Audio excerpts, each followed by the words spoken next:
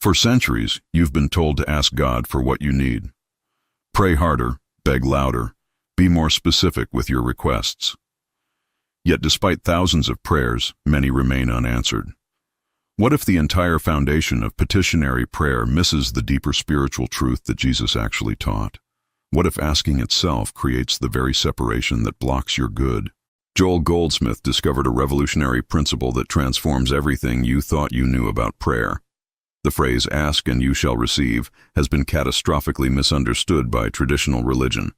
It doesn't mean begging an external deity for favors.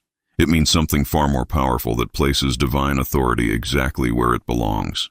This isn't about praying better. It's about understanding that the kingdom of God is already within you, complete and whole. When you ask from a consciousness of lack, you're affirming the very absence you're trying to overcome. You're declaring to the universe that you don't have, which ensures you'll continue not having. True prayer operates from an entirely different dimension. Today you'll discover why your prayers haven't worked and the specific consciousness shift that activates the divine supply that's already yours. This ancient secret, hidden in plain sight within Scripture, has the power to revolutionize not just your prayer life but your entire experience of reality itself. Traditional Christianity taught you to approach God as a beggar approaches a king. You list your needs, explain your worthiness, make promises about future behavior, and hope for divine intervention. This creates a consciousness of separation where God is distant, you are lacking, and prayer is the desperate bridge between two separate realities. Joel Goldsmith recognized this as spiritual malpractice. Every time you ask God for health, you're affirming sickness. Every time you pray for abundance, you're declaring poverty. Every time you beg for love, you're reinforcing loneliness. The very act of petitionary prayer contradicts the fundamental truth of omnipresence, that God and all good are already where you are. Consider what you're actually saying when you pray, "God, please give me." You're stating that God hasn't already given, that divine love is conditional, that supply is separate from you. You're treating infinite consciousness as a cosmic vending machine that requires the right combination of words to dispense blessings. This isn't spirituality, it's superstition dressed in religious language. The consciousness of asking creates a perpetual state of seeking that never finds. You remain forever in the position of the one who lacks, the one who needs, the one who is incomplete. This consciousness itself becomes the barrier that prevents your good from manifesting in visible form. Jesus never begged God for anything. In his most powerful demonstrations, he gave thanks before the manifestation appeared. Before multiplying loaves and fishes, he didn't pray, "Father, please send food for these people." He gave thanks for the abundance already present. This wasn't positive thinking, it was recognition of spiritual reality. When Jesus said, "Ask and you shall receive," he was speaking from Christ consciousness, not human consciousness. The Christ doesn't ask because the Christ knows it already has. The asking he referred to means turning within to recognize what already exists in consciousness. It's not petition, it's recognition, not begging, but awakening to present reality. Goldsmith discovered that effective prayer isn't about getting God to do something. It's about recognizing what God has already done. Divine supply, divine health, divine harmony aren't things you need to acquire. They're the truth of your being that becomes visible when you stop affirming their absence through petitionary prayer. This is why people can pray for decades without results. They're praying from the wrong consciousness. They're using prayer to maintain the illusion of separation rather than to awaken to oneness. The prayer itself becomes the obstacle because it reinforces the belief that something is missing. The secret Jesus taught was consciousness precedes manifestation. You don't pray to change external conditions. You pray to align your consciousness with spiritual truth, and conditions automatically conform to that consciousness. When you recognize health as your divine nature, the body responds. When you know supply is omnipresent, it appears as needed. This is why Goldsmith called true prayer the practice of the presence. You don't ask for God's presence, you recognize God's presence. You don't beg for God's love, you awaken to the love that has always surrounded you. You don't petition for supply, you acknowledge the infinite substance that fills all space. The moment you stop asking and start recognizing, everything changes. Your consciousness shifts from beggar to heir, from seeker to finder, from lack to fullness. This shift isn't about believing harder or having more faith in your requests. It's about understanding that the kingdom of God with all its treasures is already established within you. For the next few minutes, you'll learn the specific technique of recognition prayer that Joel Goldsmith taught. You'll discover how to pray from consciousness of wholeness rather than lack. You'll understand why traditional prayer failed and what actually activates the divine power already present in your life. Evelyn had prayed for financial breakthrough for 7 years. Every Sunday, she asked God to bless her business, to send customers, to multiply her income. She fasted, attended prayer meetings, gave tithes faithfully. Yet her business barely survived month to month. She felt abandoned by God, confused why her sincere prayers went unanswered. Then Evelyn encountered Goldsmith's teaching on recognition versus petition. For the first time, she understood that her prayers were actually affirming lack. Every time she asked God for prosperity, she was declaring herself poor. Every petition reinforced the consciousness of insufficiency. She was praying her problem into permanence. Evelyn began practicing recognition instead. Rather than asking for customers, she recognized that divine intelligence was already operating as perfect right action in her business. Rather than begging for money, she acknowledged infinite supply as omnipresent. She stopped seeing herself as lacking and started seeing the truth. Consciousness was her supply, not external circumstances. Within 3 months, her business transformed. Not because God finally decided to answer her prayers, but because her consciousness shifted from lack to abundance. New clients appeared, unexpected opportunities opened, creative solutions emerged naturally. The supply had always been present in consciousness, waiting for recognition to make it visible in form. Matteo suffered from chronic pain for over a decade. He had prayed countless prayers asking God to heal him, to take away the suffering, to restore his body. He consulted with prayer warriors, received healing ministry, tried every spiritual technique. Nothing worked. The pain remained, and his faith began to crumble under the weight of unanswered prayers. When Matteo learned about recognition prayer, everything shifted. He stopped asking God to heal him and began recognizing that spiritual perfection was already the truth of his being. He stopped seeing himself as a sick person needing healing and started acknowledging his true identity as spiritual consciousness expressing perfectly. This wasn't denial of the pain or positive affirmation. It was a fundamental shift in identification. Matteo began to realize that the pain existed in the body, but not in consciousness itself. His true self, his spiritual identity, had never been sick. The more he rested in this recognition, the more the physical symptoms began to diminish. Over 6 months, the chronic pain that had resisted every treatment gradually dissolved. Not through petition or begging, but through recognition of truth. Matteo's consciousness had been creating and maintaining the problem through identification with the body. Recognition of his spiritual nature as consciousness allowed the body to reflect that wholeness in physical form. Rachel's marriage was collapsing. For 2 years, she had prayed desperately for God to change her husband, to fix the relationship, to restore love between them. She attended marriage counseling, went to couples retreats, made every human effort. Still, the distance grew. Her prayers seemed to hit a ceiling and fall back empty. Goldsmith's teaching revealed why. Rachel was trying to use prayer to control external circumstances and change another person. She was asking God to manipulate her husband's consciousness, to force love where there was resistance. This violated spiritual principle. You cannot pray someone else into transformation. You can only pray yourself into the consciousness that transforms your experience. Rachel stopped praying for her husband to change. Instead, she practiced recognizing the Christ presence in him, regardless of his behavior. She stopped seeing him through the lens of their problems and started recognizing his spiritual identity as consciousness expressing.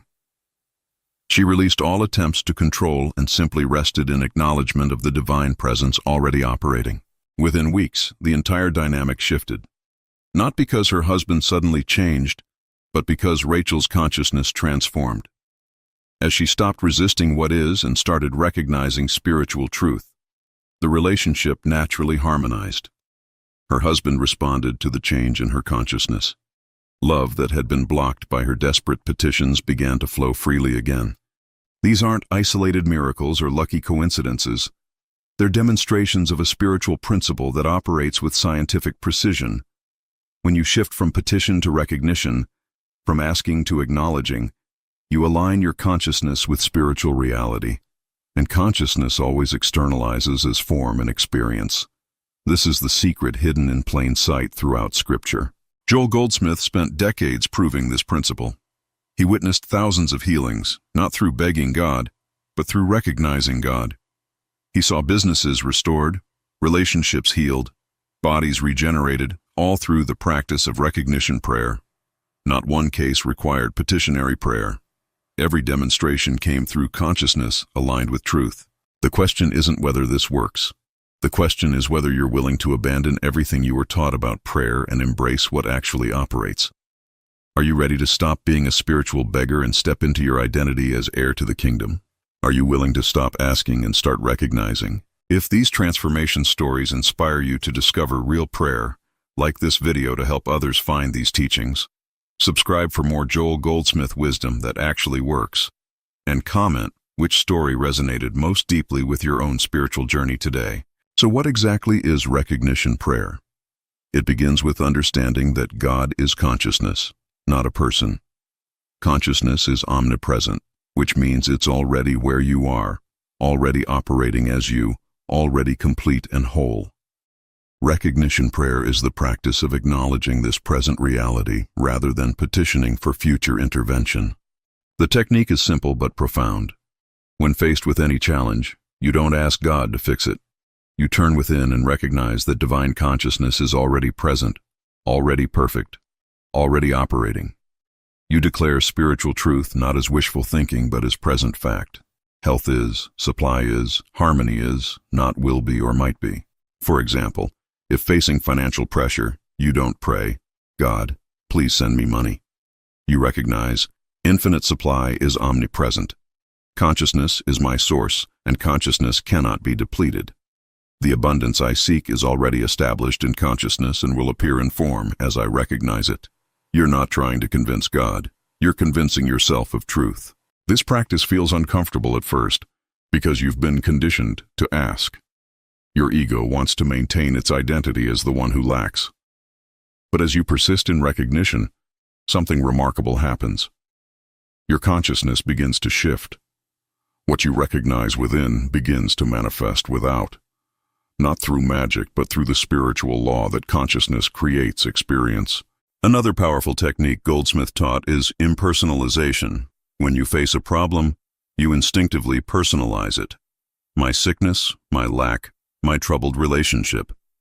This personalization gives the problem power by making it part of your identity.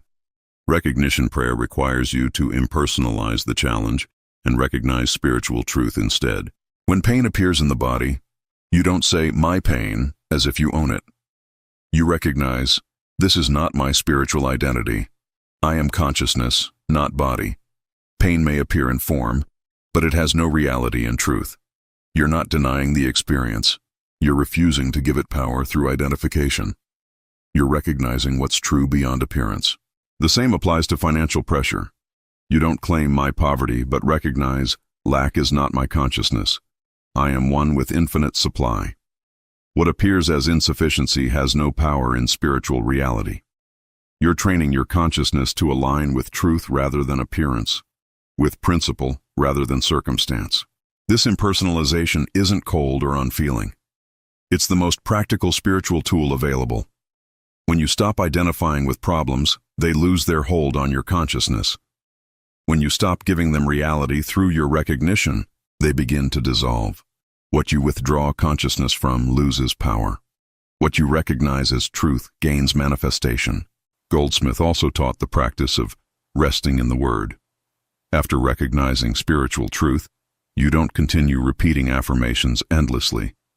You make your recognition, then rest in silence, allowing consciousness to do its work. You've planted the seed of truth.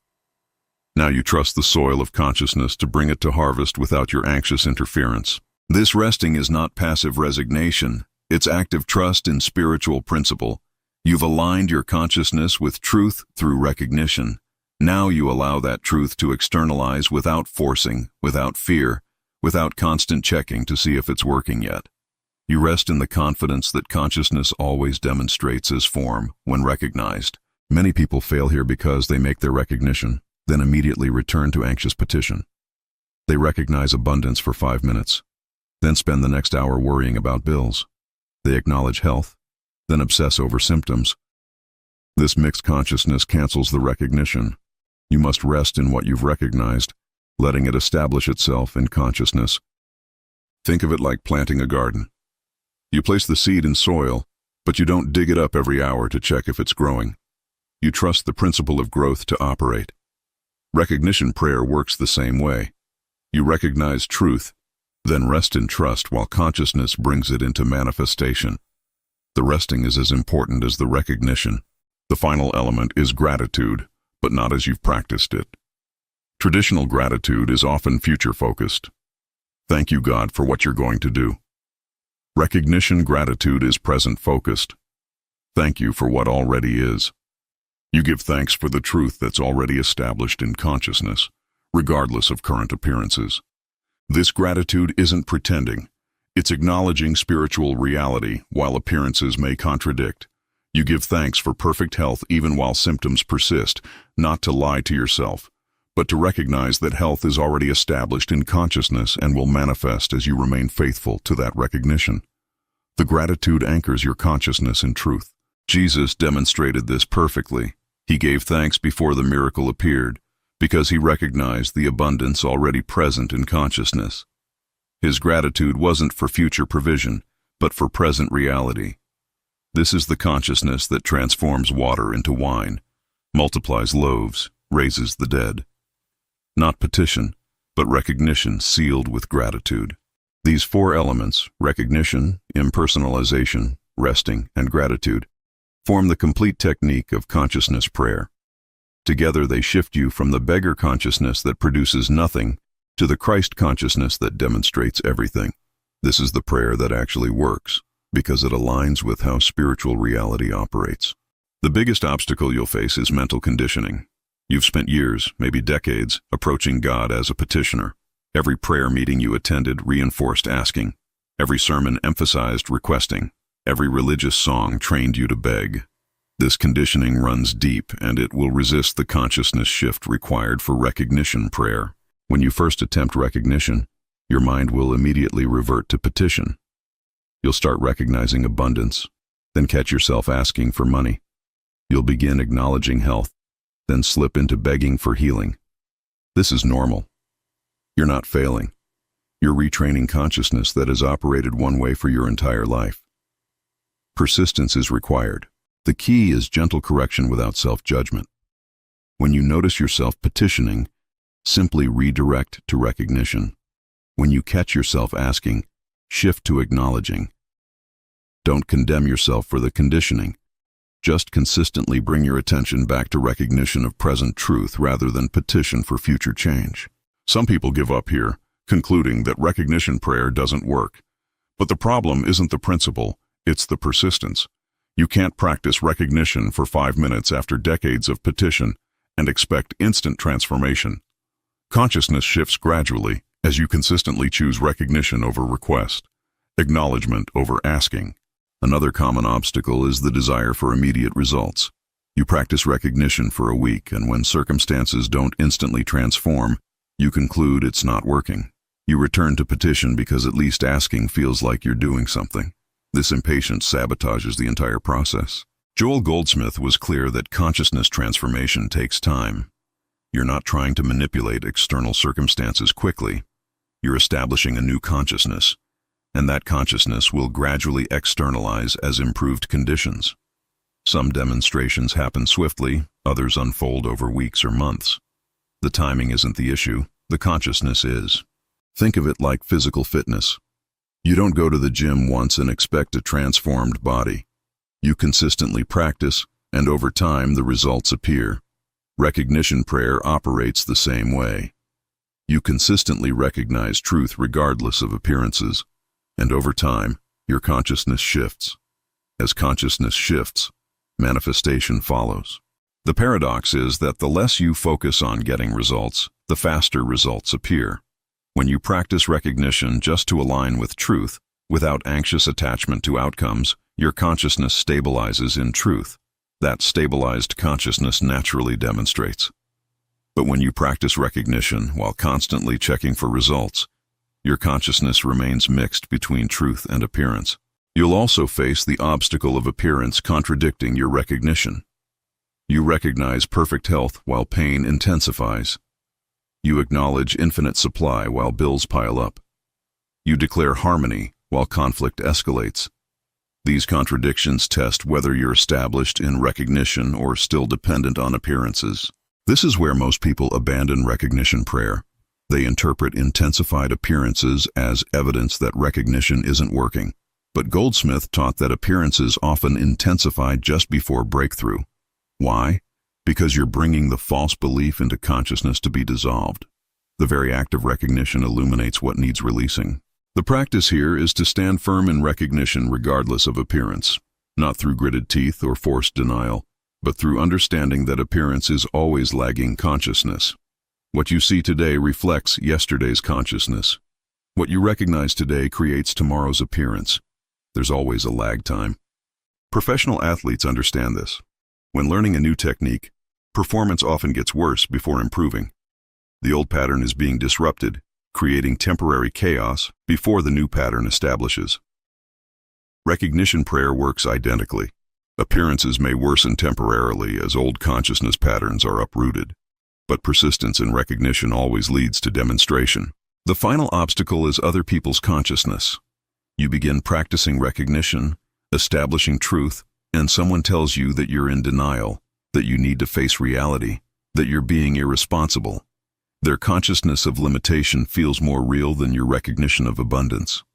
You question whether you're deceiving yourself. Understand that other people are responding to their own state of consciousness, not to spiritual truth.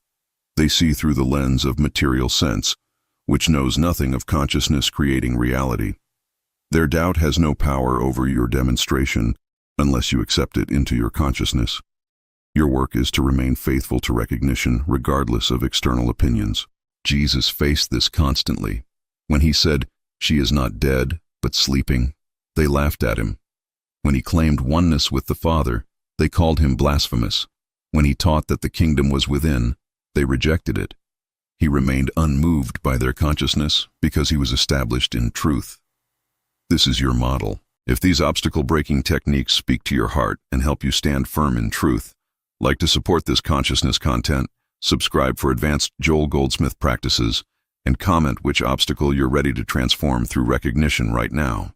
Once you've practiced recognition prayer for several weeks, you begin experiencing what Goldsmith called the consciousness of no concern. This doesn't mean you don't care about circumstances. It means you're no longer concerned about them, because you're established in the recognition that consciousness governs all. You rest in spiritual truth while allowing it to demonstrate.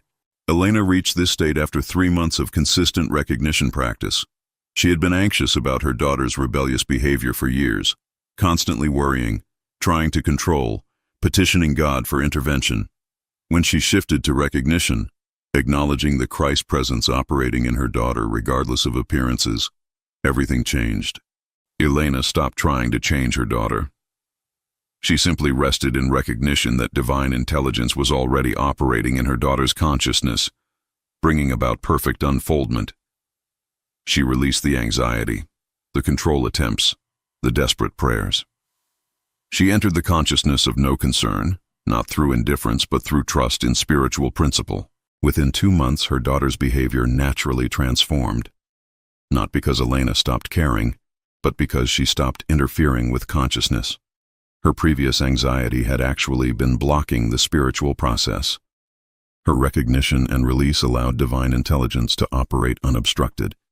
This is the power of the consciousness of no concern. Advanced recognition prayer includes what Goldsmith called seeing through the appearance to the reality. When faced with any challenge, you don't accept the appearance as final reality.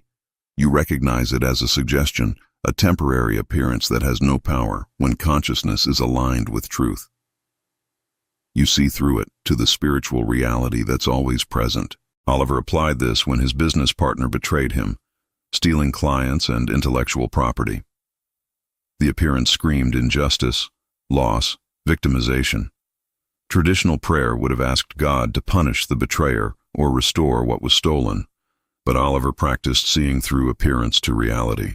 He recognized that consciousness was his only business partner, that consciousness itself was his source, that no person could actually deprive him of his good. He saw through the appearance of betrayal to the spiritual reality that divine intelligence was orchestrating perfect right action. He released judgment of his former partner and rested in recognition. Within 6 months, Oliver's business had doubled. New opportunities that were far superior to the old partnership emerged. Clients that were actually aligned with his vision appeared. He realized that what appeared as betrayal was actually consciousness clearing away what no longer served. His recognition allowed him to see through appearance to the divine activity already operating. Another advanced practice is recognizing spiritual identity in others, especially those who appear as problems or enemies. Rather than seeing people through the lens of their behavior, you recognize their true spiritual identity as consciousness expressing. This doesn't excuse harmful behavior, but it prevents their actions from dominating your consciousness. Sophia's mother was verbally abusive, critical, manipulative. For years, Sophia had prayed for God to change her mother. The prayers never worked because she was trying to use God to control another person. When she learned recognition prayer, she took a completely different approach. Sophia began recognizing the Christ presence in her mother, acknowledging her spiritual identity beyond the damaged personality. She stopped reacting to the abuse and started resting in recognition of truth. She set healthy boundaries while simultaneously seeing her mother through the eyes of spiritual understanding rather than personal hurt. Over time, their relationship transformed. Her mother's behavior didn't dramatically change overnight, but Sophia's experience of the relationship completely shifted. The words that used to devastate her lost their power. She could interact with compassion while remaining centered in truth. Eventually, her mother's behavior did soften, responding to the change in Sophia's consciousness. The ultimate advanced practice is what Goldsmith called living by grace. This means you stop trying to demonstrate things through recognition and simply rest in the recognition that grace is already operating. You're not practicing recognition to get results. You're practicing recognition because it's true. The results come as natural byproduct of consciousness aligned with truth. People who master this practice stop thinking in terms of problems and solutions. They live in continuous recognition of divine presence operating as all. When challenges appear, they don't even frame them as problems requiring recognition prayer. They simply rest in the awareness that consciousness is governing and whatever is unfolding is the perfect activity of that consciousness. This is the consciousness Jesus demonstrated when he walked on water, when he fed multitudes, when he raised the dead. He wasn't trying to demonstrate anything.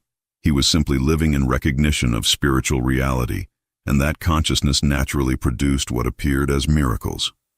Living by grace is the natural result of recognition prayer practiced until it becomes your consciousness. You're not there yet, and that's fine. But now you know the direction. Every time you practice recognition instead of petition, you move closer to living by grace.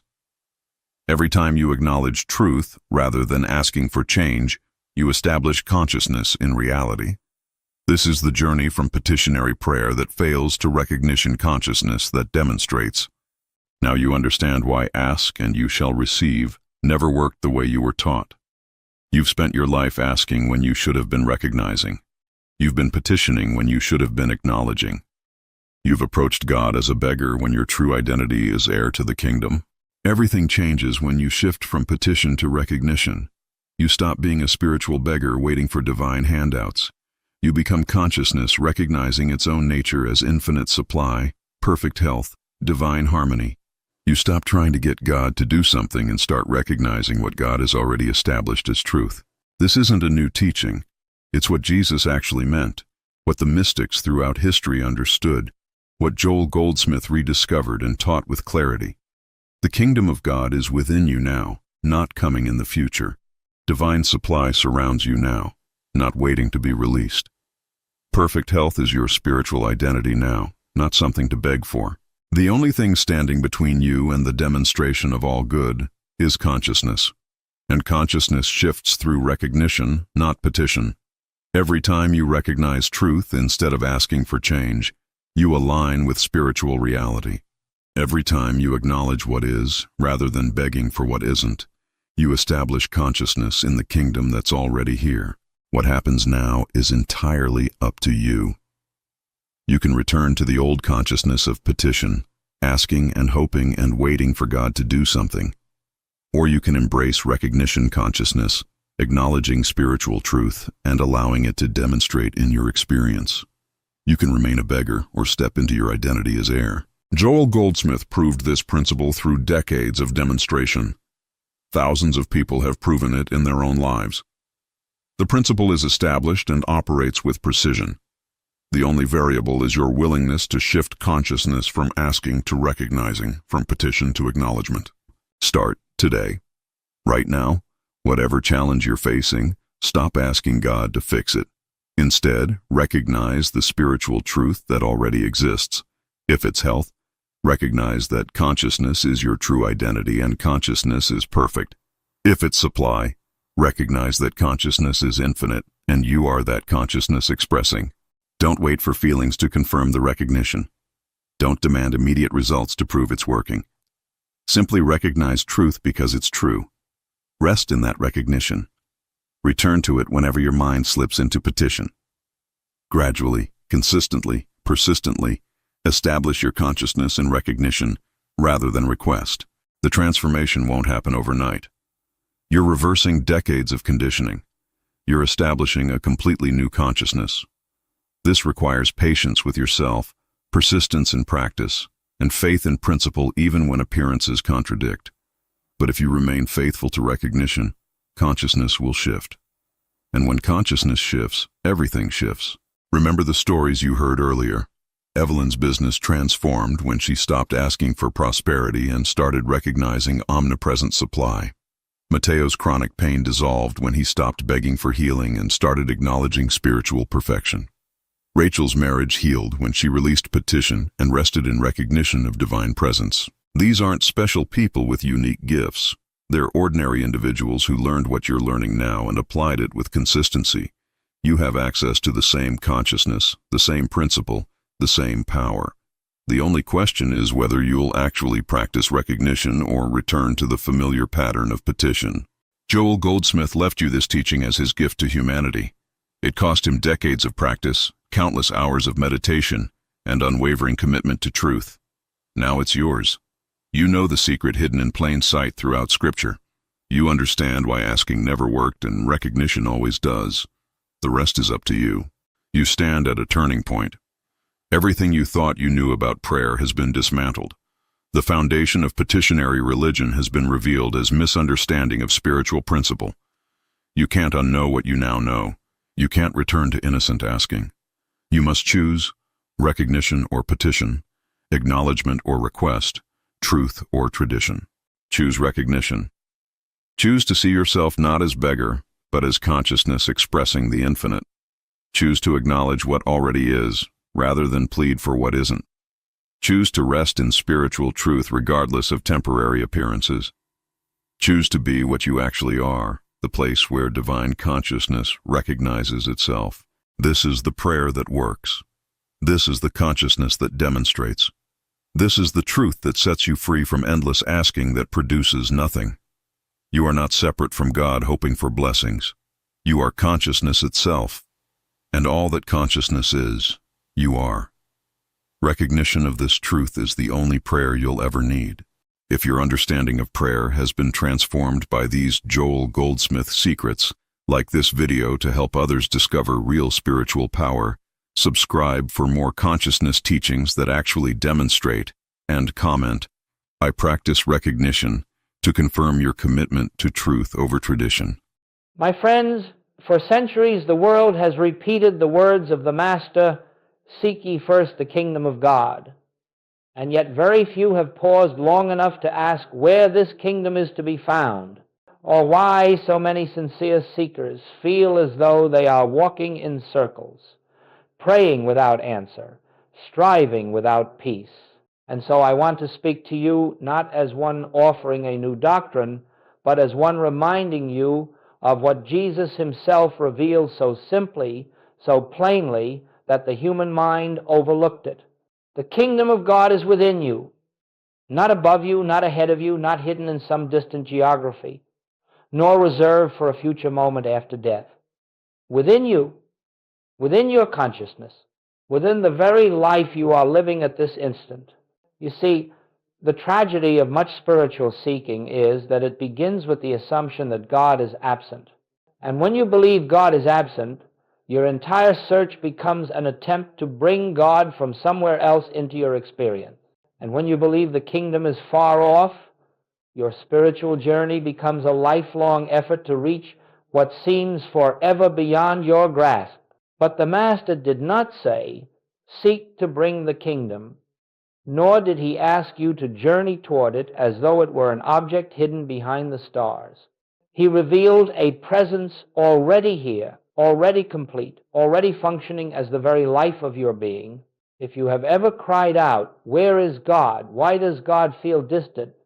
you have already accepted the premise that creates all spiritual frustration. And so today, let us lay that false premise aside. Let us begin from the truth.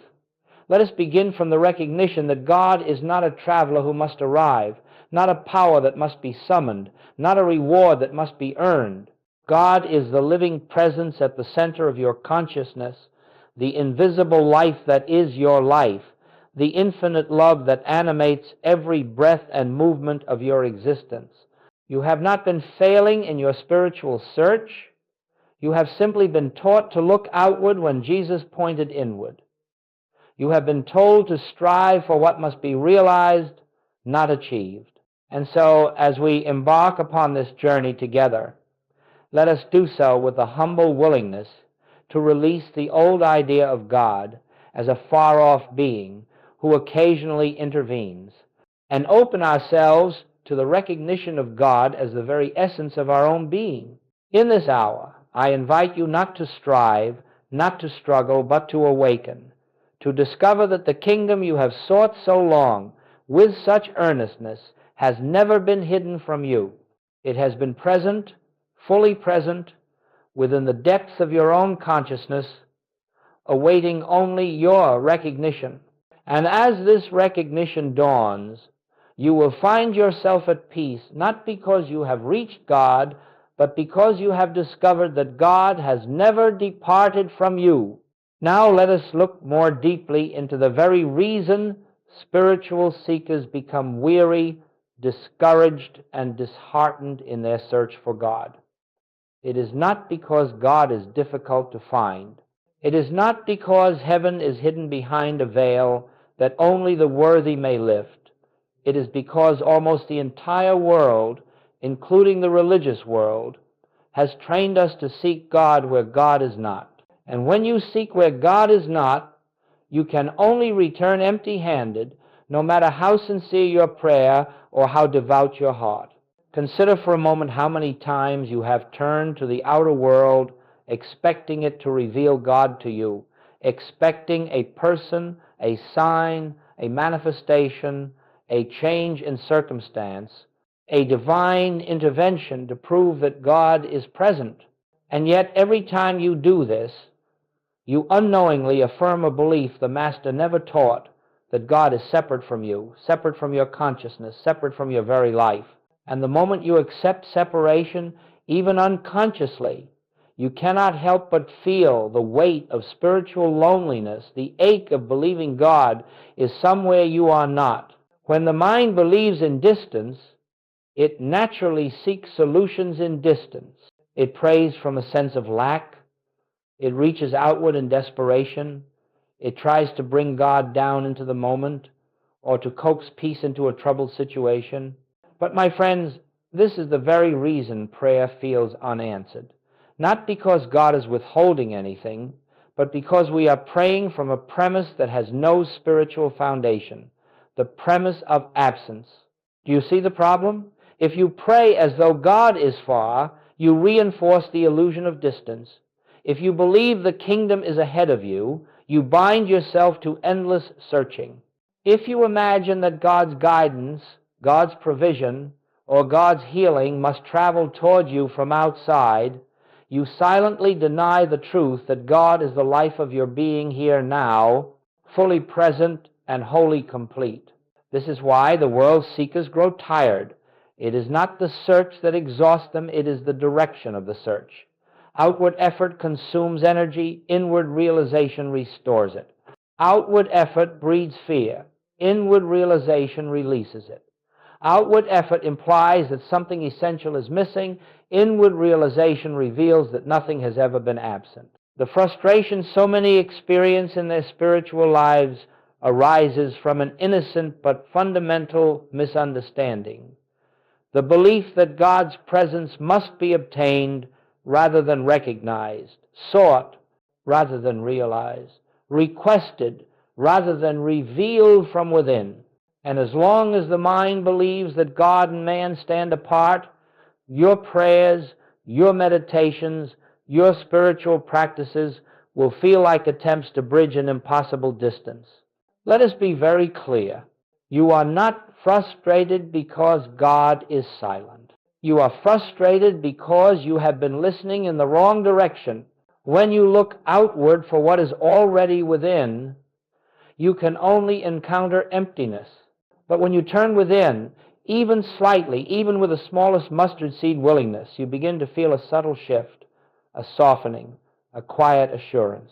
You sense that you are not striving toward God, you are resting in God. You sense that the spiritual journey is not the path of reaching outward, but the path of awakening inward. And it is this awakening that leads us to the next stage of our spiritual unfolding. Let us look now at the teaching of the Master, not through the lens of tradition, nor through the weight of inherited interpretation, but through the quiet inner illumination that reveals spiritual truth as it is. For Jesus spoke words that were not meant merely to inform the mind, but to awaken the soul to its own divine reality. And among these words, none are more central, more misunderstood, and more transformative than the statement, "The kingdom of God is within you." You must understand that Jesus was not pointing to a place. He was not describing a realm to be reached after death, nor a kingdom that would someday descend visibly upon the earth. He was speaking from the consciousness of one who lived in perpetual union with the infinite.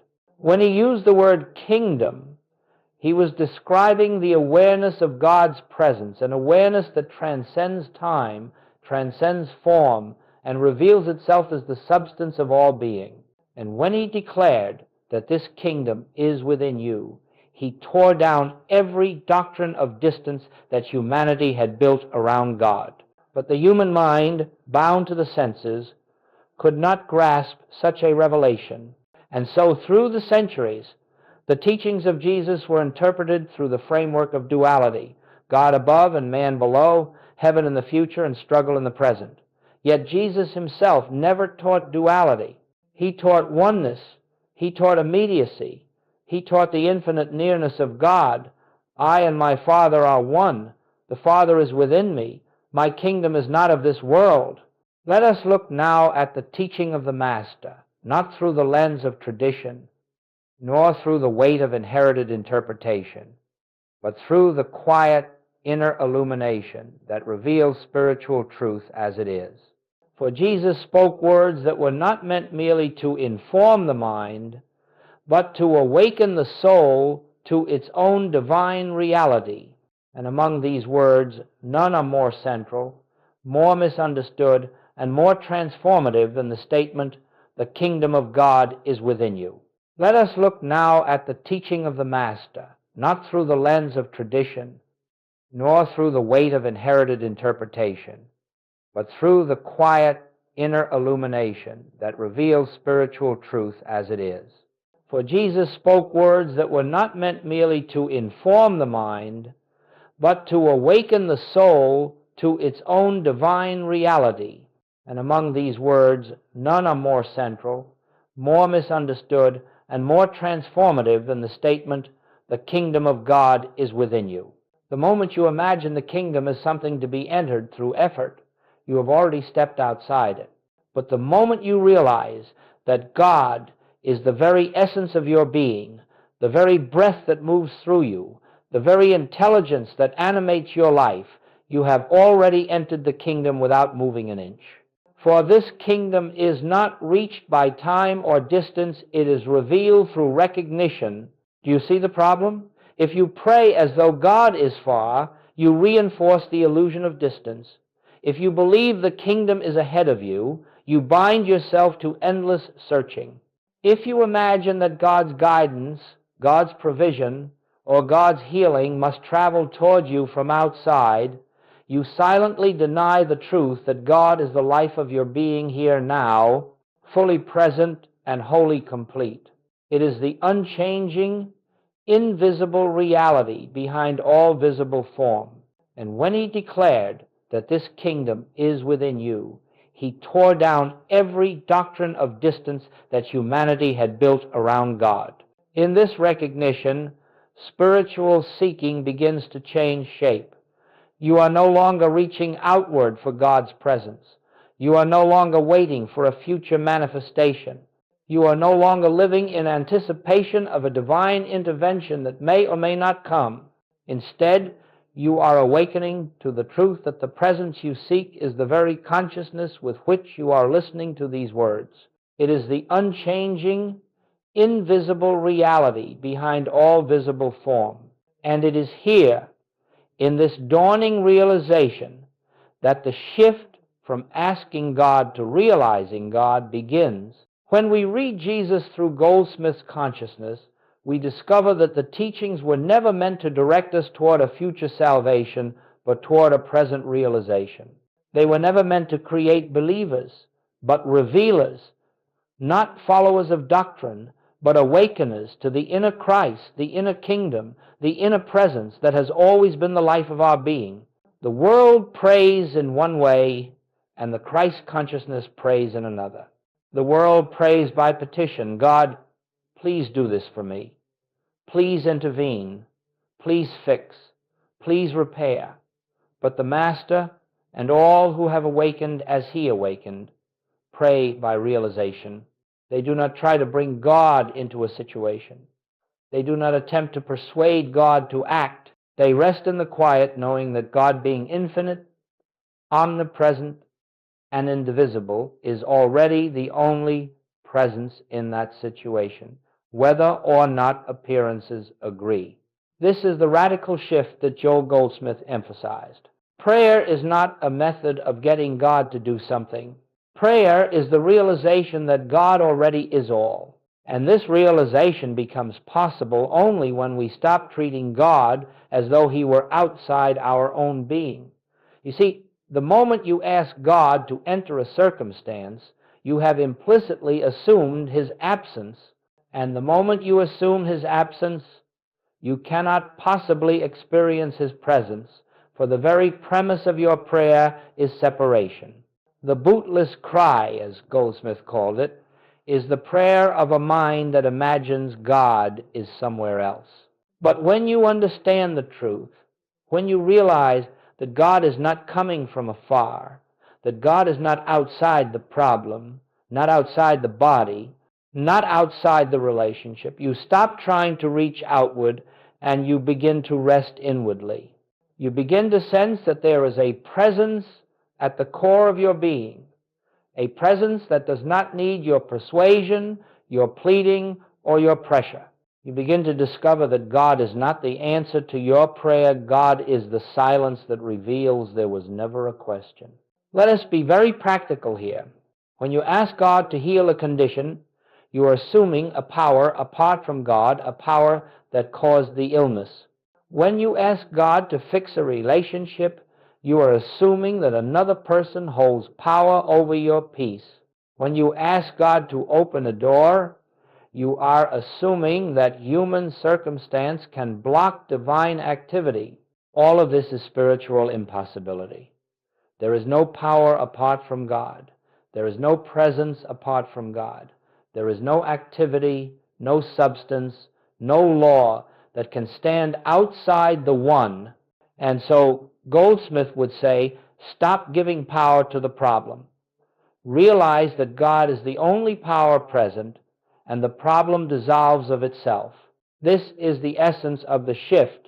We stop asking God to change the outer picture. We realize God is the invisible reality behind all pictures. And when we do this, something wondrous happens. We find that fear loosens its grip. We find that the mind becomes still. We find that circumstances begin to shift without our manipulation, not because we ask God to change them, but because we recognize the presence that was always governing them. As long as you believe your good comes from outside, from people, from the world, from favorable conditions, you will continue to pray outwardly, anxiously, pleadingly. But the moment you realize that God is the life of your life, the peace of your peace, the intelligence of your mind, the substance of your supply, and the harmony of your relationships, you will find that you no longer pray to get. You pray to realize, to become aware of what is eternally true. This is the prayer of the mystic. This is the prayer of the master. This is the prayer of all who have entered the kingdom consciousness. Not a prayer of asking, but a prayer of recognition. Not a prayer of seeking, but a prayer of seeing. Not a prayer of striving, but a prayer of resting in the truth that God is already here. And it is this recognition that prepares us to discern the great distinction between material sense and spiritual consciousness, which is the foundation for entering the kingdom within. Before we can enter the kingdom within, we must understand why the outer world appears so real, so commanding, so overwhelming. We must understand why fear grips us, why circumstances disturb us, why lack seems possible, and why God can appear distant even when we believe in Him with all our hearts. And the reason is simple, though the mind resists it at first. We have been trained from birth to trust the five senses. We have been taught that what we see, hear, taste, touch, and smell is reality. And so we live as though appearances are the final truth, unaware that we are interpreting the world through the limited instrument of material sense. Before we can enter the kingdom within, we must understand why the outer world appears so real, so commanding, so overwhelming. We must understand why fear grips us, why circumstances disturb us, why lack seems possible, and why God can appear distant even when we believe in Him with all our hearts. And the reason is simple, though the mind resists it at first. We have been trained from birth to trust the five senses. But spiritual consciousness reveals something entirely different.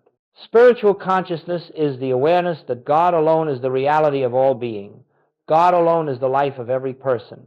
God alone is the substance of every form. God alone is the law governing the universe.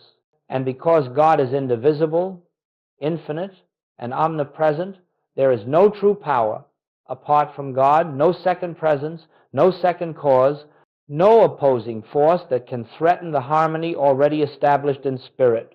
This is the meaning of oneness. Not that everything is spiritually connected, but that everything is spiritually one. Let us be practical. When you see disease in the body, that is the testimony of material sense. When you see conflict in a relationship, that is the testimony of material sense.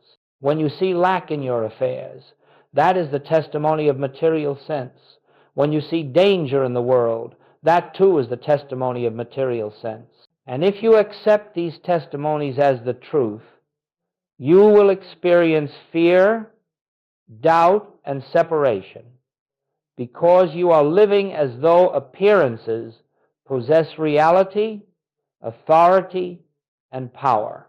But when you rise into spiritual consciousness, something remarkable occurs.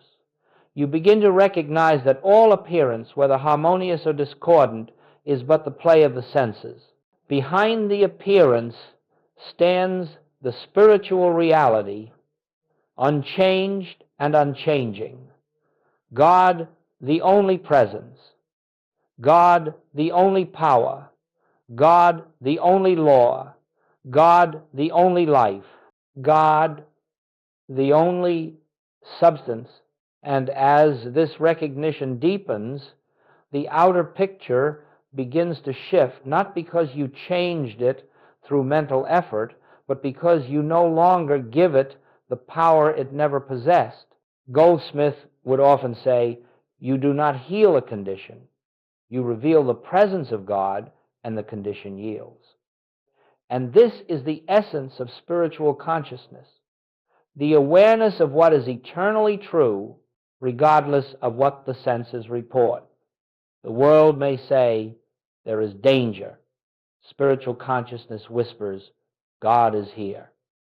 The world may say, there is lack. Spiritual consciousness knows. Infinite supply is the nature of God. The world may say, there is conflict. Spiritual consciousness rests in God is the harmony of all being. And the moment you accept the spiritual as real, the material loses its authority over your peace. But let us be very honest. You cannot force yourself into spiritual consciousness. You cannot affirm your way into it. You cannot shout into it or demand it. Spiritual consciousness dawns as material sense loosens its grip. And material sense loosens its grip only when we stop feeding it with fear, judgment, and the belief that it has power. The Master said, judge not according to appearance, but judge righteous judgment. Righteous judgment is not moral judgment. It is spiritual recognition, the ability to look straight at the appearance and know that it is not the truth. It is knowing that behind every discord, the presence of God remains untouched. It is knowing that behind every seeming lack, the fullness of Spirit is already present. It is knowing that behind every storm, the calm reality of God stands unimpaired. And it is precisely this understanding that prepares the way for the practice of entering the kingdom within, not by attempting to change appearances, but by recognizing the spiritual presence that lies behind them, within them, and as their true essence. Now that we understand the distinction between material sense and spiritual consciousness, we can begin to approach the most sacred aspect of this path, the actual practice of entering the kingdom within. And let us be clear from the beginning, this is not a practice of doing, this is not a technique for manipulating thought, nor is it a method for improving the outer world. It is a practice of recognition, of quiet receptivity, of turning from the outer appearances to the inner reality that has always been present but seldom acknowledged. In the human search for God, people have used many forms of prayer. They have pleaded, begged, affirmed, recited, commanded, declared. They have tried to convince themselves and God of what they desire. But all of these belong to the realm of the human mind. They begin with the assumption that there is a lack, and that through thought or emotion, that lack may be corrected. Spiritual listening, as Goldsmith taught it, begins from a wholly different premise, that nothing is lacking because God is already the fullness and the completeness of every moment. This is why true prayer begins in silence. Not the silence of discipline or restraint, but the silence of relinquishment. The silence that arises when we release the belief that we must direct God, inform God, or persuade God. It is the silence that comes when we understand that God is not in need of our words, our instruction, or our guidance. God is the very presence we are seeking. And so spiritual listening is not an attempt to reach God. It is the willingness to allow the presence to reveal itself. When we enter this sacred silence, we do not ask, we do not seek signs, we do not attempt to feel spiritual or produce inspiration.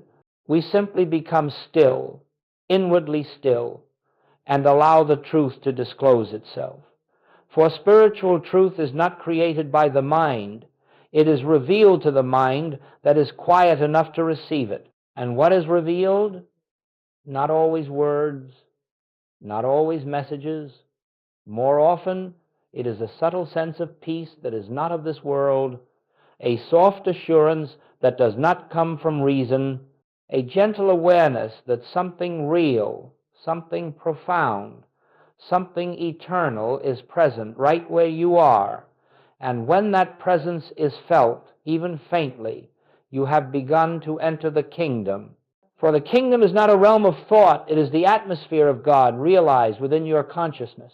Goldsmith would say, do not try to make anything happen in prayer. Why? Because the moment you try to make something happen, you have shifted into the human mind, and the human mind cannot enter the kingdom. The mind that tries to achieve God cannot see God, for it is trying to grasp what can only be revealed. Instead, we approach quietly. Here I am, Father, not asking, not trying, not striving, simply open. In this openness, you may become aware of a gentle inner movement as though truth is unfolding of its own accord. You may feel a sense of safety as though nothing outside you holds power.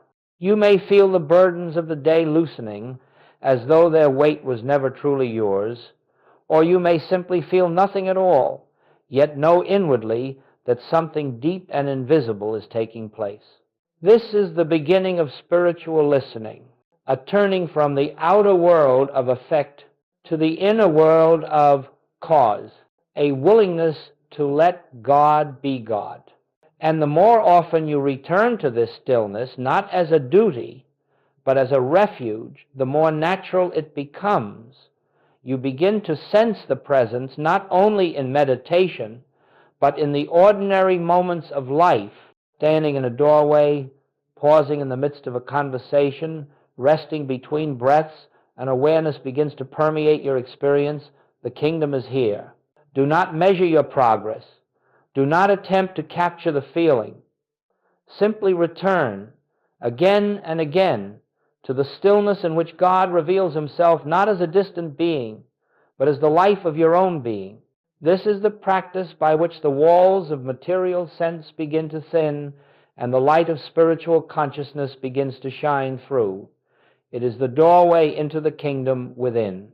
And now that we understand how to enter this inner sanctuary, we can begin to explore how to recognize the signs of its dawning, how to tell in the quiet moments of life that you have already stepped into the atmosphere of God's presence. As we proceed, let us understand something very important. The kingdom of God does not suddenly descend upon you like a light from the sky. It does not announce itself with trumpets, nor does it arrive with a dramatic inner explosion.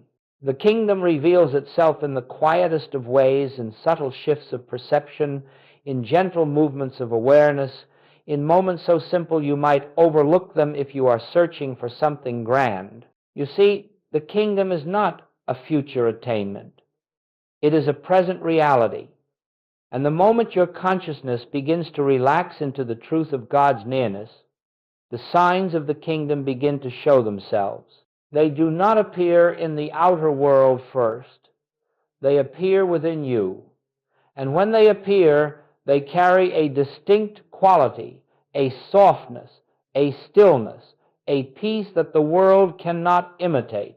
One of the first signs is this: problems lose their sense of finality. You look at the same condition, the same circumstance, the same relationship, and yet something within you whispers, this is not all there is. You begin to sense that what you are seeing is but the surface of things, and behind that surface is a presence untouched by the appearance.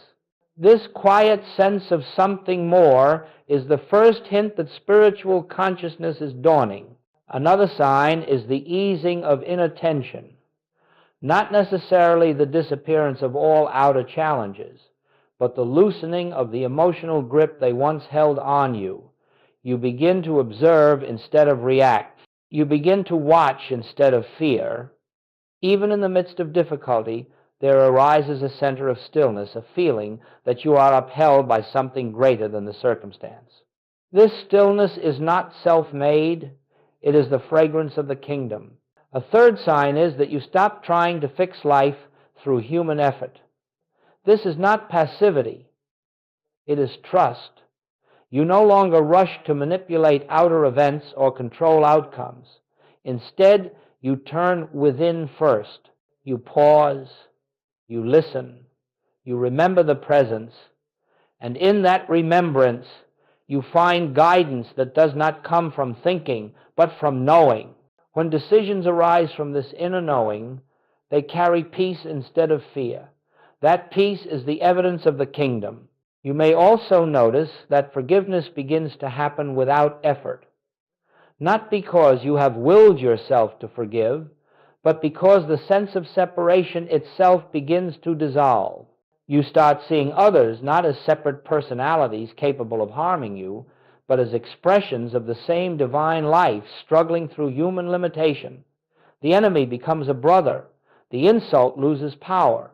The past releases its hold. Forgiveness becomes a natural consequence of seeing truly. Another sign is the awakening of gratitude, not gratitude for things, but gratitude for being. A quiet joy arises simply from the recognition that God is here, that life is unfolding, that you are not alone in the universe. This gratitude is not directed outward. It wells up from within, uncaused by anything external. It is the heart's response to the felt presence of God. And perhaps the clearest sign of all is this.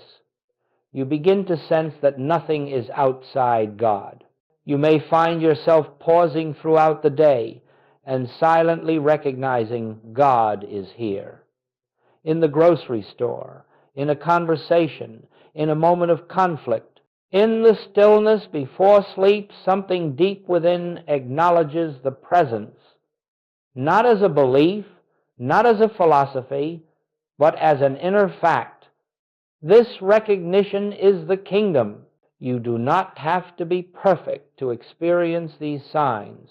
You do not have to sustain them every moment. Even a fleeting glimpse is enough to show you that you have touched the edge of something real, something that does not come and go, though your awareness of it may. And every glimpse leaves a trace. Every moment of recognition strengthens the spiritual capacity to see beyond appearance. When these signs appear even subtly, you may know with certainty the kingdom has already begun to reveal itself in your consciousness. You are not approaching it, you are awakening within it. And now that you know how to recognize these early dawnings of spiritual awareness, we may move naturally into the next stage of this journey, entering more deeply into the inner kingdom through a quiet, receptive meditation, a practice not of doing, but of being. Let us now turn inward together, not to perform a technique, not to repeat words, not to achieve an experience, but simply to rest in the awareness of the presence that has been with us from the beginning. In this moment, there is nothing you must accomplish. There is nothing you must correct or improve. There is only the gentle willingness to set aside the world of appearances and allow the truth to reveal itself within your own being. We begin not by reaching outward, but by releasing every mental habit that seeks to grasp or manipulate the spiritual. There is nothing to grasp. Spirit is not an object. God is not distant. The kingdom is not a goal. We are not climbing toward God, we are relaxing into God. And so we enter this quietness with a simple inward recognition. God is here, not coming, not arriving, already here. Let the mind rest. Let the thoughts pass without engagement. Let the concerns of the outer world dissolve into the background. You are not trying to silence the mind. You are gently withdrawing attention from it, returning to the simple awareness of presence. Feel the freedom of not having to pray to God, but resting in the truth that God is already the life within you. let this inner whisper arise of its own accord. The kingdom is within me, not as a belief, but as a fact of spiritual being. Do not try to feel anything. Feelings come and go. Truth remains. If a sense of peace comes, receive it. If no feeling comes, be at peace anyway. Truth does not depend on the senses. Now, allow this deeper recognition to settle into your awareness. God is the only presence, not the strongest presence, not a competing presence. The only, let this inner whisper arise of its own accord. The kingdom is within me, not as a belief, but as a fact of spiritual being. And as this recognition deepens, even slightly, the outer world begins to loosen its claim on your attention. You begin to sense the subtle atmosphere of the kingdom, a stillness that was here long before this moment, a peace that does not arise from the world and cannot be taken from you. Now, allow this deeper recognition to settle into your awareness. God is the only presence, not the strongest presence, not a competing presence. The only, let this inner whisper arise of its own accord. The kingdom is within me, not as a belief, but as a fact of spiritual being. I am in God. God is in me. We are one, not two beings united, but one life expressing itself as individual being. Rest in this oneness. Do not attempt to understand it. Understanding belongs to the mind. This recognition belongs to spirit. Let this final realization unfold gently within you. The kingdom I sought is the presence that lives me. The peace I longed for is the truth of my own being. The God I prayed to is the life that I am. Rest in this truth. Let it hold you. Let it reveal itself to you in its own way, in its own time, in its own stillness. And when you return from this moment, you carry nothing outward, but something inward has quietly shifted, and this shift will reveal itself in ways you do not need to anticipate. For the kingdom has not come to you. You have awakened to the kingdom that was always here. As we bring this hour together to its quiet close, let us not think of what has been said as a lesson to be remembered, nor as a philosophy to be carried by the mind. What we have touched in these moments is not teaching, it is realization. It is the gentle unveiling of a truth that has been present within you since before time began. And the greatest gift you can give yourself is simply to continue returning to this inner awareness, not through effort, but through remembrance. For the kingdom of God is not an experience reserved for meditation alone. It is the ground upon which your true life stands. It is the air of spirit that surrounds you. It is the quiet presence that walks with you into every circumstance, every relationship, every choice, every breath. You do not leave the kingdom when you rise from silence, nor do you enter the world as though it were separate from God. The world of appearance may shift and change, but the kingdom remains the invisible reality behind every moment of your journey. Remember this. You are not a traveler seeking God. You are the place where God reveals himself. You are not a soul wandering toward the kingdom. You are the consciousness through which the kingdom comes into view. Do not struggle to hold this awareness. Do not make a task of living spiritually. Simply learn to pause many times throughout the day and gently turn inward, not to find God, but to recognize that God has never departed in that pause, even if it is only the length of a single breath. You may notice the subtle atmosphere of peace that signals the presence, and that peace becomes your guidance. That peace becomes your protection. That peace becomes your supply. That peace becomes your wisdom. The world of appearance may shift and change, but the kingdom remains the invisible reality behind every moment of your journey. Not because you have earned it or summoned it, but because it is the very foundation of your being. Let this awareness accompany you. Let it move with you into the ordinary routines of life. Let it enter your conversations, your work, your rest, your moments of solitude, your moments of connection. Let the kingdom be the silent influence behind every step you take. And as you do, you will find that you are living in a world where nothing stands outside God, nothing opposes God, nothing diminishes God, and therefore nothing can diminish you, because your life is the life of God expressed. My friends, the search is over, not because you have reached the end, but because you have awakened to the beginning, to the presence that has been your life all along. And from this awareness, everything changes, not by your effort, but by the natural unfolding of divine harmony through your consciousness. Rest in this truth. Let it guide you. Let it illuminate the path before you, and know with quiet certainty that the kingdom of God is not merely near, it is your very self realized.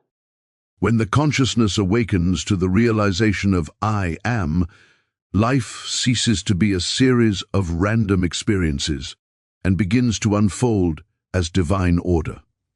The outer world, once seen as a mixture of chance and struggle, becomes transparent, revealing the invisible hand of spirit shaping every moment. The discovery of I am is not the gaining of power over life. It is the dissolving of the illusion that life ever needed control. It is the quiet recognition that all that you seek already is within the depth of your being. The mind that once ran toward things begins to rest. You no longer strive for peace. You are peace. You no longer search for love. You are love.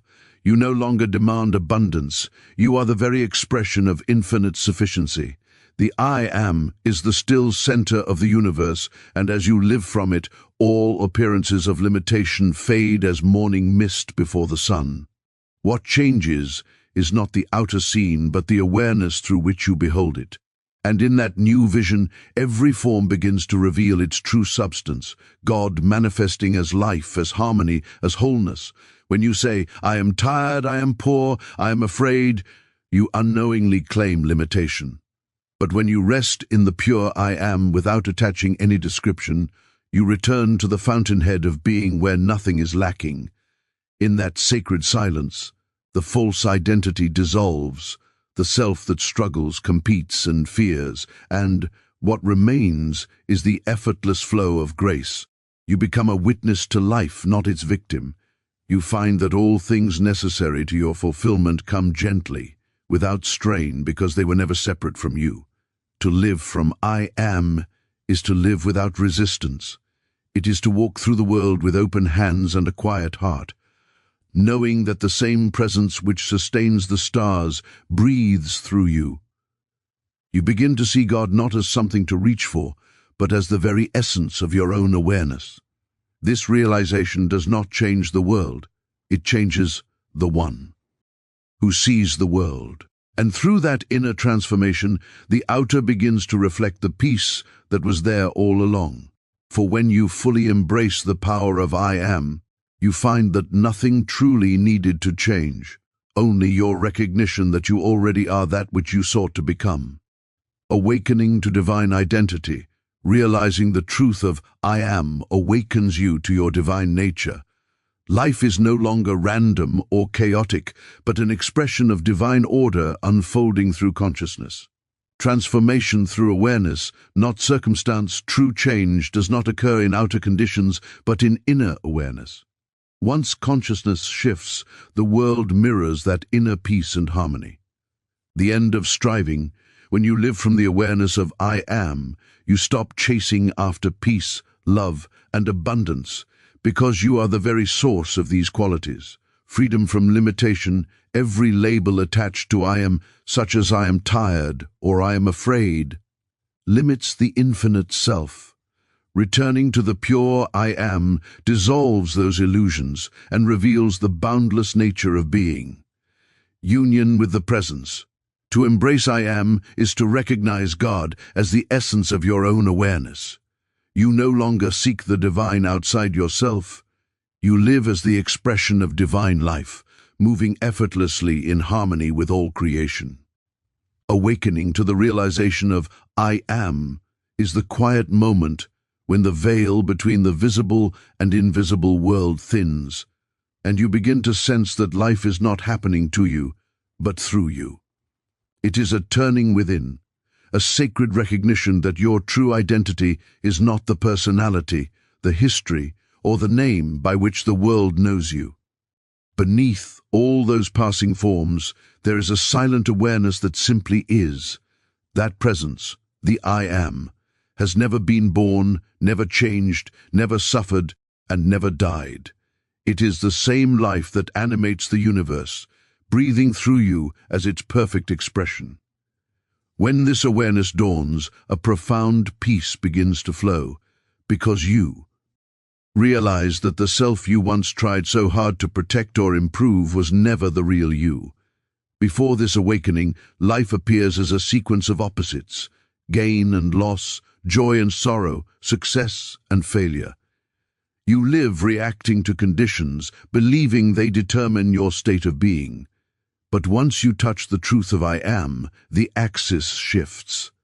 You discover that outer events are mirrors reflecting the inner state of consciousness, not the other way around. The outer cannot define the inner. Only the inner gives meaning to the outer. The people, circumstances, and experiences around you become the language through which divine intelligence speaks to you. Every challenge becomes an invitation to remember who you truly are, to rest again in the awareness that no condition can alter the essence of your being. As you awaken to this realization, the sense of separation begins to fade. You no longer see yourself as one person among many, struggling for survival or recognition. You begin to perceive the unity of all life, the divine thread running through every living form. You sense that the same life that beats in your heart moves the oceans, opens the flowers, and turns the stars in their silent rhythm. This awareness brings with it a compassion that needs no effort, for when you look upon another, you no longer see someone else. You see the one life appearing in a different form. The barriers of judgment, competition, and fear lose their meaning because you know that what you do to another, you do to yourself. Living in this consciousness does not remove you from the world, it transforms how you experience it. The noise and haste of daily living remain, but something within you stands still amid the motion. You begin to meet every moment as it comes, not as an interruption or obstacle, but as an unfolding of divine order. You start to understand that the rhythm of your life is guided by something infinitely wise, something that cannot make mistakes. This realization does not require effort.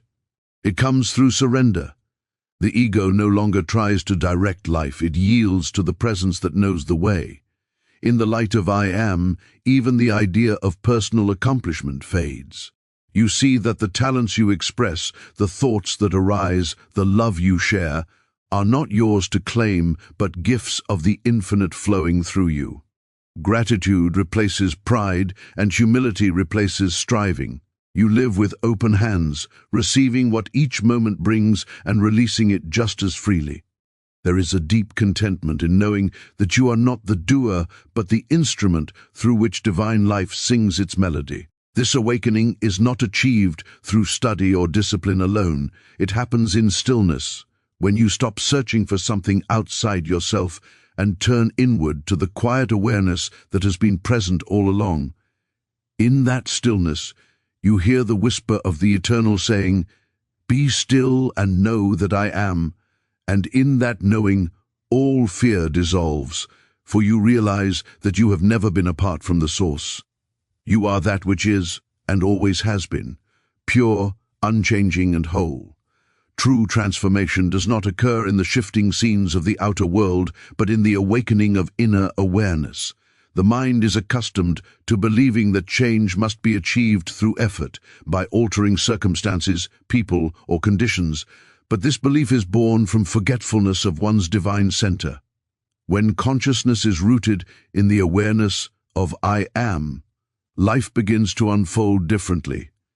Outer experiences may still appear to rise and fall, yet they no longer define you.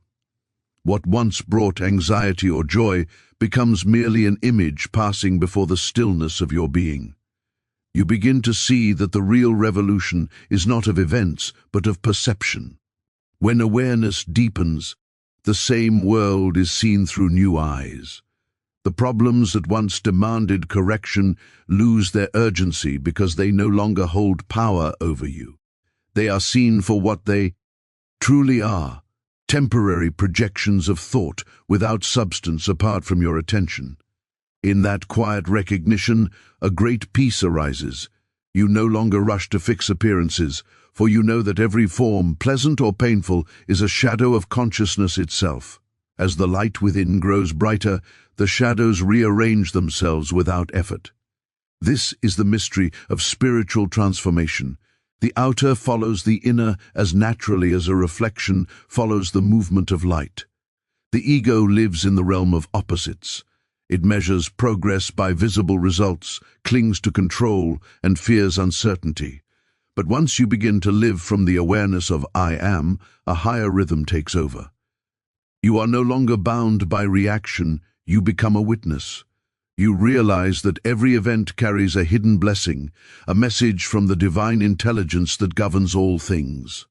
What you once called failure becomes a doorway to humility and trust. What you once called delay becomes preparation. What you once called loss reveals itself as liberation.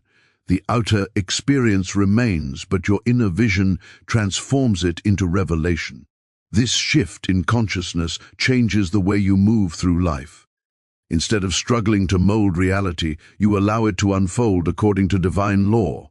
You act when inspired, but your actions no longer arise from fear or ambition. They flow from a sense of quiet knowing. The more you trust this unseen order, the more harmony reveals itself in visible form. Relationships become gentler. Work becomes an expression of service rather than striving, and even challenges become part of a sacred dance designed to awaken you further. You discover that life has never been against you. It has always been guiding you toward awareness of your own divine nature. To live from this realization is to become transparent to spirit. The inner light no longer flickers with emotion or doubt, but shines steadily, illuminating every aspect of experience. When conflict appears, you no longer meet it with resistance, but with understanding. When sorrow visits, you do not deny it, but allow it to pass through the heart, knowing that the presence behind it remains untouched. Transformation, then, is not an event that happens once, but a continuous unfolding, a deepening recognition that all appearances come and go, while the awareness of I am abides unchanged. This is why true change cannot be forced.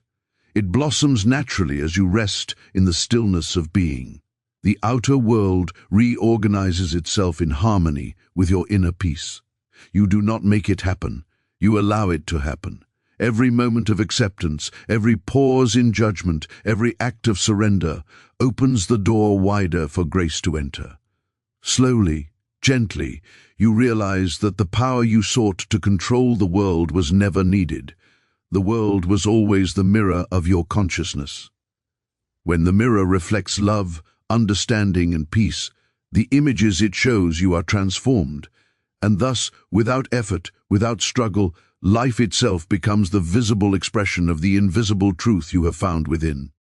When you awaken to the awareness of I am, the endless striving that has filled your days begins to dissolve. The human mind has been conditioned to believe that peace, love, and fulfillment are rewards that must be earned through effort, struggle, and pursuit.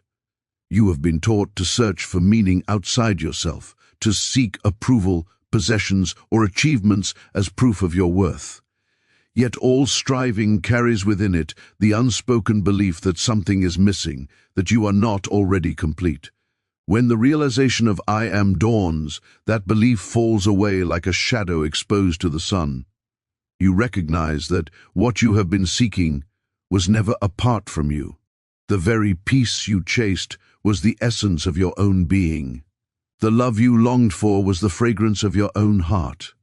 The abundance you worked for was the natural radiance of the infinite expressing through you. In that sacred awareness, a profound restfulness fills the soul. The compulsion to prove, to attain, or to become gives way to a deep contentment with being. You understand that life is not a race toward perfection, but a revelation of the perfection that already is. Every moment becomes whole in itself, needing nothing added or taken away. The energy once spent in struggle is transformed into stillness, and from that stillness, inspiration flows without strain. Actions continue, but they arise not from desire or fear. They unfold from the quiet knowing of divine rhythm. You no longer live as the doer, you live as the expression of the doing. This cessation of striving does not lead to passivity, rather it opens the way for effortless action. The body may move, words may be spoken, creations may emerge, but they come through you, not from you. You begin to experience what it means to be a channel of divine purpose rather than its originator. The mind that once demanded results now yields to the rhythm of the infinite. Success and failure lose their emotional grip because both are seen as passing waves upon the same ocean of consciousness. You no longer ask, "Will this bring me happiness?" For you have discovered that happiness is not a destination but your natural state when the seeking ends. As the awareness of I am deepens, even the smallest moments take on new meaning. Washing a dish, walking down a street, or listening to another becomes an act of presence. The sacred is no longer confined to temples or prayer, it lives in every breath. There is a lightness in the way you move through life because you are no longer carrying the burden of becoming. The need to fix, to plan, to control fades, replaced by a trust in the wisdom of life itself. Everything you once tried to achieve through willpower begins to unfold naturally when you no longer stand in the way. The universe responds not to your striving, but to your stillness, when the heart releases its grasp on. Outcomes. A higher order of abundance appears. You find that what is truly yours cannot be missed, and what leaves was never meant to stay. You cease chasing love because you recognize that love is not something you receive, but something you are. You cease seeking validation because the eternal I am within you needs none. You cease fearing lack because the source of all supply is inseparable from your being. In this state, gratitude flows effortlessly, not as a practice, but as a constant awareness of grace. To live without striving is to live in the rhythm of spirit. You rise each day not to conquer life, but to let it unfold through you. What once felt like effort now feels like expression. You begin to understand that fulfillment is not found in attaining what you desire, but in awakening to what you already are. And in that awakening, the restless motion of desire comes to rest in the peace of presence. The circle of seeking closes, and you stand at its still center, knowing that nothing was ever missing and nothing needs to be attained, for the fullness of life has always been contained in the simple truth. I am. Every thought you attach to the sacred I am becomes a seed that shapes your experience. When you say, I am tired, I am unworthy, I am afraid, you unknowingly claim those states as your own. You breathe life into limitation through the creative power of divine identity. The words may seem harmless, but consciousness takes them as truth, and the world reflects them back. Yet when you strip away every label, every description, and rest in the pure, unqualified I am, you return to the fountainhead of being. In that stillness, there is no weakness, no fear, no lack, only the boundless presence that is the essence of all life. You discover that you were never the limited self struggling to overcome the world. You were always the light through which the world is seen. To live in the awareness of the unconditioned I am is to free yourself from the tyranny of false identification. The mind has been trained to define itself by experiences, rich or poor, strong or weak, loved or unloved. But these are passing masks worn by the eternal self. When you cease to identify with them, you begin to witness life rather than react to it. This shift is subtle yet profound. It is like awakening from a dream in which you mistook the characters for yourself. You realize that the one who was struggling to become something better was never real. It was only the reflection of belief. The moment you drop those beliefs, the weight of struggle dissolves, and what remains is effortless being. This freedom is not gained through denial of experience, but through recognition of truth. When you say simply, "I am," without adding anything, you stand in the power of the infinite. You do not need to affirm health, wealth, or joy, for those are natural expressions of the divine presence that I am. The moment you rest in that awareness, everything unlike it begins to fade. Fear dissolves, not because you conquered it, but because the light of truth leaves no room for shadow. Lack disappears, not because you accumulated more, but because you awaken to the realization that the source of all already flows through you as your very life. In this state, language itself becomes sacred. You speak less, but each word carries weight, born from the silence of understanding. When you say, "I am peace," it is not an affirmation of something to be achieved, but an acknowledgement of what already is. When you say, "I am love," it is not a hope or desire, it is the truth of your being revealed.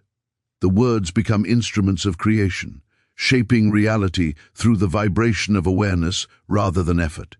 This is why the Masters taught that the misuse of "I am" is the root of suffering. To attach falsehood to it is to build illusions. To let it stand pure is to dwell in the kingdom of spirit. As this realization deepens, your relationship with the world changes completely. You no longer try to fix appearances because you know they are merely reflections of thought. Instead, you tend to the inner garden of awareness.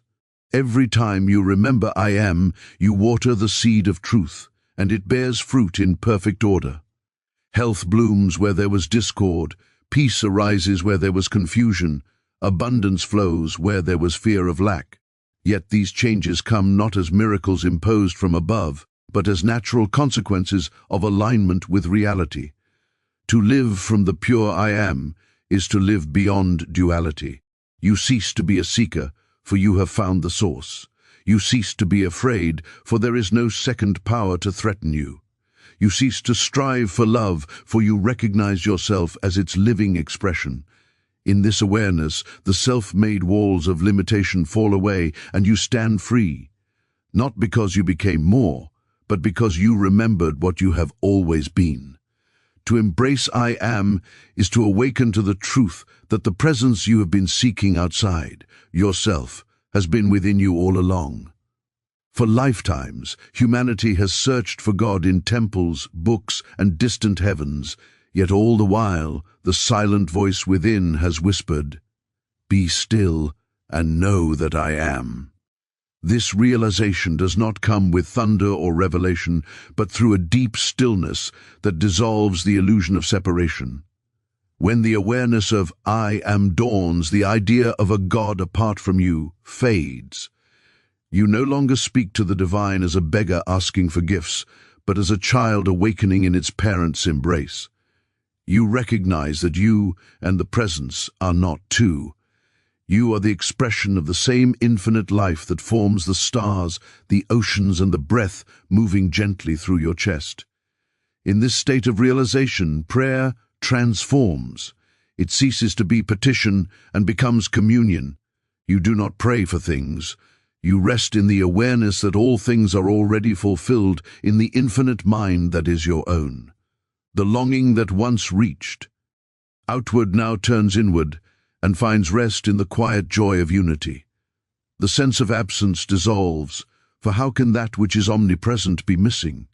You begin to live from the understanding that every act, every breath, every movement is the divine revealing itself as you. The boundaries between the sacred and the ordinary vanish. Washing the dishes becomes as holy as prayer. Walking down a street becomes a journey through the temple of life itself. When you live from this union, fear loses its foundation. The mind no longer trembles before uncertainty because it knows there is only one power, one presence, one life. You see that what you once called good or evil, joy or sorrow, were only different shades of the same eternal light. The belief in opposites dissolves, leaving only harmony. This is not denial of the world's appearances, but a recognition of their source. You begin to perceive through the eyes of spirit, seeing perfection where the senses see chaos, wholeness where the world sees lack. In that vision, forgiveness becomes natural because there is no longer an other to forgive, only the one presence expressing itself in countless forms. This awareness brings about a profound humility. You realize that you are not the author of your life, but the instrument through which the infinite plays its melody. Every gift, every word, every act of kindness flows not from personal will, but from the silent abundance of spirit moving through you. The ego, which once claimed ownership of good and blamed others for evil, yields to the quiet realization that all is God in expression. There is no pride in achievement, no guilt in failure, for the doer has disappeared. What remains is surrender, not as resignation, but as joyous participation in the unfolding of divine order. As you live in this state of oneness, even time begins to lose its grip. The past no longer binds, and the future no longer threatens, because the eternal now becomes your home. You rest in the realization that life is not a journey toward God, but the eternal unfolding of God as life itself. Every heartbeat, every sunrise, every breath becomes a reminder that the presence you call divine is not something to be attained, it is the essence of your being. When the awareness of I am is fully embraced, the world no longer appears as something to conquer or escape, but as something to behold. You walk through it gently with eyes open and heart still, knowing that everywhere you look, you see only one life, one infinite, boundless, loving presence expressing itself through all things. You live not as a seeker, but as the seen, not as the worshipper, but as the revelation itself. And so, when you come to the full realization of I am, life no longer feels like a path to be conquered, but a presence to be lived. You cease reaching outward for signs of completion, for within you rests the wholeness that no circumstance can grant or take away. The battles of the mind fall silent, and what remains is the gentle rhythm of spirit breathing itself as you. Every moment becomes sacred, not because of what it brings, but because of the awareness through which it is seen. You begin to walk through the world not as one seeking truth, but as truth revealed, not as one demanding light, but as the very light that illumines all things. In that quiet knowing, you discover that nothing needs to be added, nothing needs to be removed. The outer world reflects your inner peace, and life itself becomes the living testimony of divine order. The power of I am is not something to attain, it is the eternal song already singing within the soul, waiting only to be heard. When at last you listen, the search ends, and you rest in the timeless grace of being, where all is one, all is whole, and all is forever held in the silent beauty of I am.